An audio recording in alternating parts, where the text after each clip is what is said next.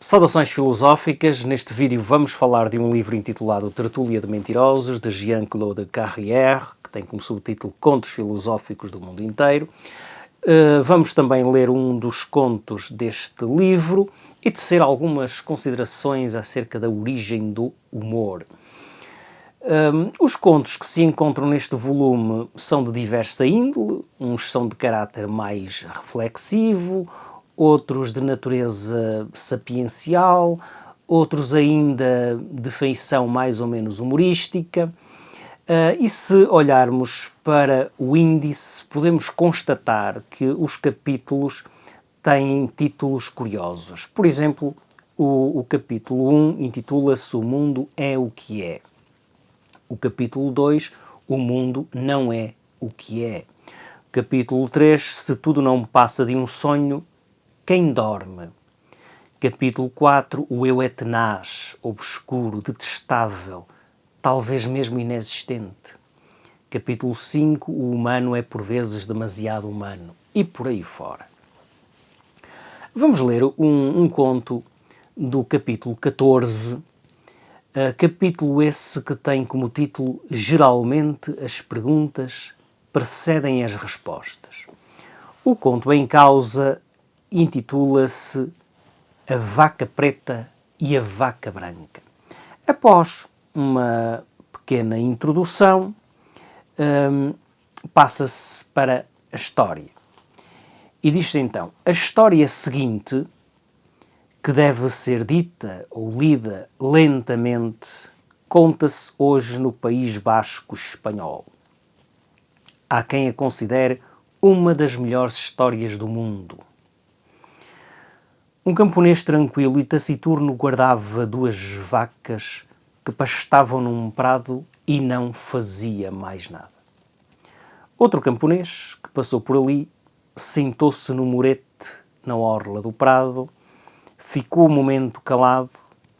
Nesta região as conversas são lentas e refletidas, e por fim perguntou: Comem bem as vacas? Qual? Disse o outro. O camponês de passagem, um tanto desconcertado por esta pergunta, disse então mais ou menos ao acaso: A branca. A branca come, disse o primeiro. E a preta? A preta também. Após este primeiro diálogo, os dois homens ficaram bastante tempo sem falar, olhos postos na paisagem familiar, as montanhas, a aldeia. Depois o segundo camponês perguntou: Dão muito leite? Qual? Disse logo o outro. A branca. A branca dá. E a preta? A preta também. Seguiu-se outro silêncio que durou tanto tempo como os anteriores. Enquanto durou este silêncio, os dois homens não olharam um para o outro. Só se ouvia o ruído pacífico das duas vacas comendo erva. O segundo camponês abandonou finalmente o silêncio e disse: Mas por que me pergunta sempre qual? Porque, respondeu o primeiro, a branca é minha. Ah, disse o outro. Refletiu mais um pouco e perguntou, para terminar, não sem uma secreta apreensão: E a preta? A preta também. Bom, este conto, que tem um caráter humorístico, vai ao encontro de uma passagem do livro Crítica da Faculdade do Juízo, de Kant. Nessa passagem, Kant escreve o seguinte: Em tudo o que pode suscitar um riso vivo e abalador, tem de haver algo absurdo, em que, portanto, o entendimento não pode em si encontrar nenhum comprazimento. O riso é um afeto resultante da súbita transformação em nada de uma tensa expectativa. Bom, esta declaração de Kant de que o riso resulta da transformação em nada de uma tensa expectativa aplica-se claramente ao conto que acabamos de ouvir. No entanto, podemos perguntar se todo o humor e todo o riso que lhe está associado resulta da súbita transformação em nada de uma tensa expectativa. Imaginemos que alguém diz o seguinte: comecei a fazer uma dieta, cortei na bebida, pus de lado certos pratos e em 14 dias perdi 2 semanas. Esta declaração é obviamente humorística, mas não parece haver aqui a criação de nenhuma expectativa. Não há uma tensão.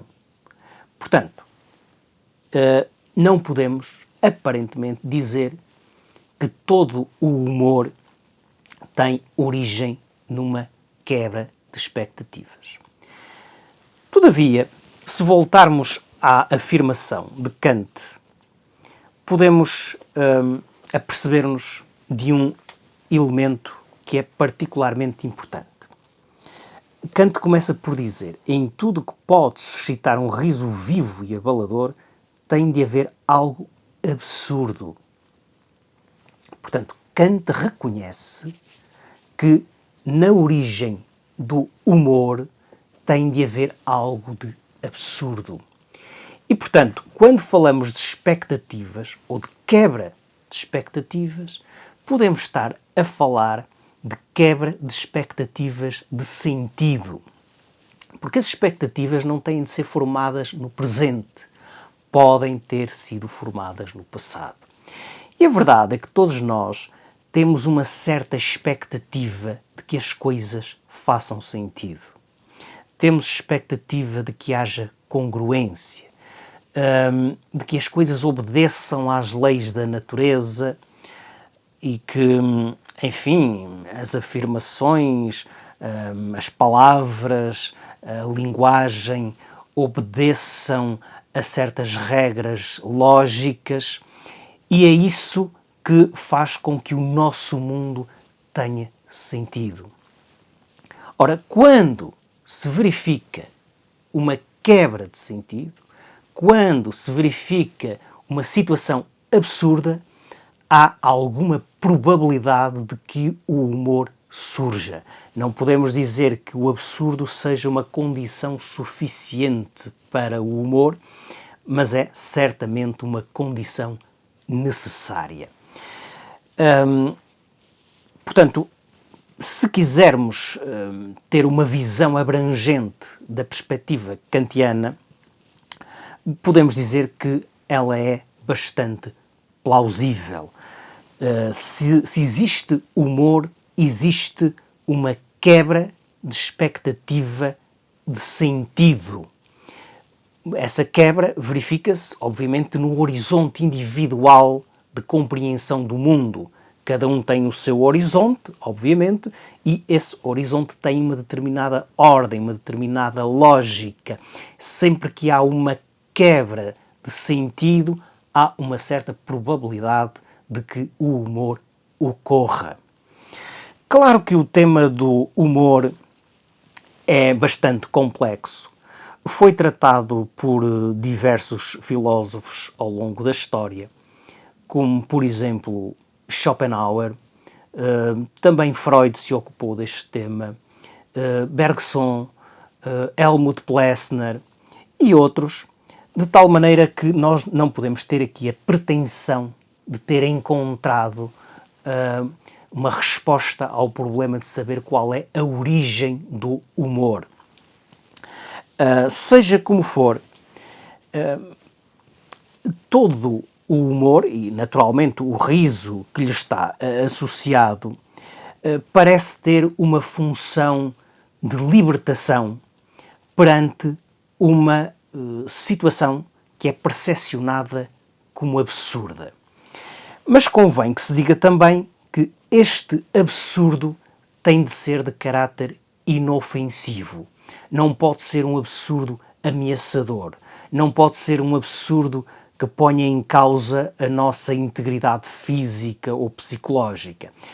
Se isso acontecer, é bem provável que o humor não surja. Portanto, tem de ser um absurdo que nós percepcionemos como inofensivo. Bom, e foi a reflexão de hoje. Ponham like, partilhem o vídeo, subscrevam o canal, deixem também os vossos comentários e até à próxima.